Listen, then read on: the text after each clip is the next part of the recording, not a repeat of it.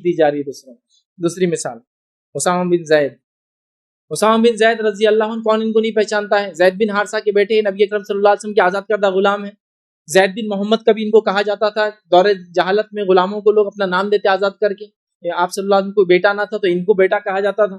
بعد میں قرآن نے کہا کہ بھائی سگی سلبی بیٹوں کے علاوہ کسی کو بیٹا نہ کہو، تو پھر زید بن حارثہ جو ان کا اصل نام تھا رکھ دیا گیا۔ ان کے بیٹے اسامہ بن زید نبی اکرم صلی اللہ علیہ وسلم کے بڑے چہیتے ہیں، یاد رکھیے۔ کئی روایتیں ایسی جس میں ایک طرف حسن ہے تو دوسری طرف اسامہ ہے، کئی روایت جس میں ایک طرف حسین ہے تو دوسری طرف اسامہ ہے، گود میں دونوں کو لے کے چلتے ہیں، ہم عمر تھے یہ لوگ۔ تو اسامہ بن زید نبی اکرم صلی اللہ علیہ وسلم کے زمانے میں جب ایک غزوہ تھا جو مسلمانوں سے لوگ لڑنے آئے تھے، اور اس زمانے کا سپر پاور نمبر 1 عربوں کے ساتھ، اس زمانے کے شام کے علاقے کے تمام عربوں کے ساتھ مل کر جو بزنطینی حکومت تھی، سیزر جس کا جو ہے ذمہ دار ہوتا تھا، یا اس کے لیڈر کو یا ان کے بادشاہ کو کہا جاتا تھا، جن کو جو قیصر کہا جاتا ہے جو عربی کے اندر، تو قیصر اپنی فوج اور سارے عربوں کو اس نے جمع کر لیا لڑائی کے لیے۔ نبی اکرم صلی اللہ علیہ وسلم سے پوچھے گا کیا کیے، تو آپ نے ایک لشکر بنایا اور کہا لشکر کا ذمہ دار اسامہ ہوں گا۔ بہرحال وہ لشکر ایک مقام تک پہنچا تھا، نبی اکرم صلی اللہ علیہ وسلم کی وفات ہو گئی۔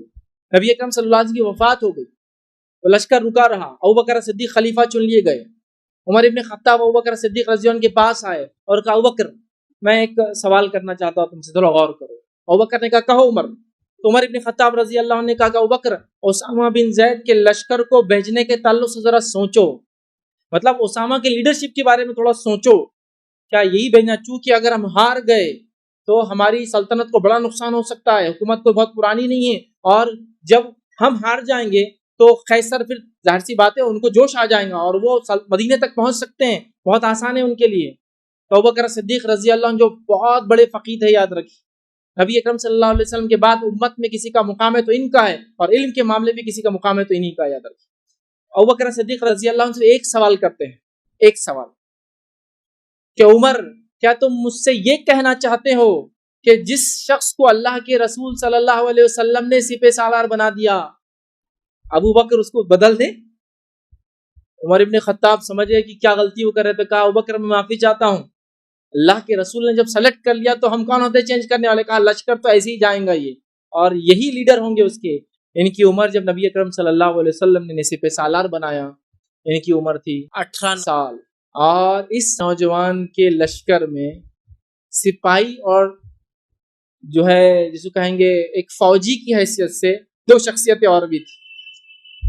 ابوبکر صدیق اس مقام پر پہنچے، اسامہ کے پاس گئے، اسامہ گھوڑے پر سوار تھے، ابوبکر صدیق نے اس کی نکیل پکڑی اپنے ہاتھ سے، خلیفہ یہ وقت۔ اب ابوبکر صدیق کہتے ہیں کہ اسامہ مجھے بھی تو کسی مشیر کی ضرورت ہے، مجھے مشورہ دینے والا ہونا، تو عمر کو بھی ذرا تم چھٹی دے دو اس مسئلے میں۔ تو کہا ٹھیک ہے، عمر بھی نہ آئے، تم دونوں مت آؤ۔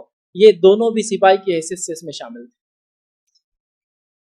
آپ اندازہ لگائیے نوجوان کی عمر کیا ہے، اسامہ کی عمر کیا ہے، 18 سال۔